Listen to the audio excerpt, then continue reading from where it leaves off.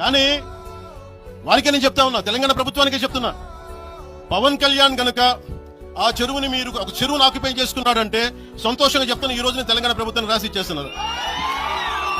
నిజంగా ఒక తప్పు జరిగే ఉంటే నేను ఈరోజు మళ్ళీ చెప్తున్నాను, రీఐటరేటింగ్, యు సీజ్ ద ప్రాపర్టీ. సంతోషంగా చెప్తున్నా.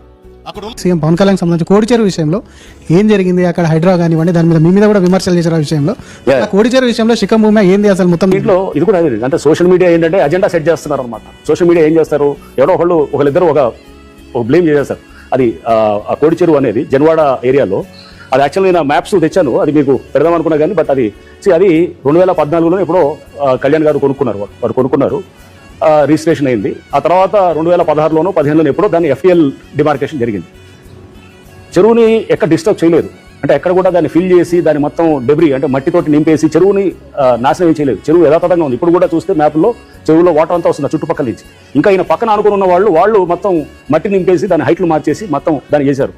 ఇక్కడ మీరు డిప్యూటీ సీఎం ఏపీ వారు ఏమి డిస్టర్బ్ చేయలేదు. చెరువు అలానే ఉందన్నమాట. దాన్ని ఎక్కడ డంపింగ్ చేసి చెరువు ఏది దాని టోపోగ్రఫీని మార్చడం కానీ అది చేయలేదు.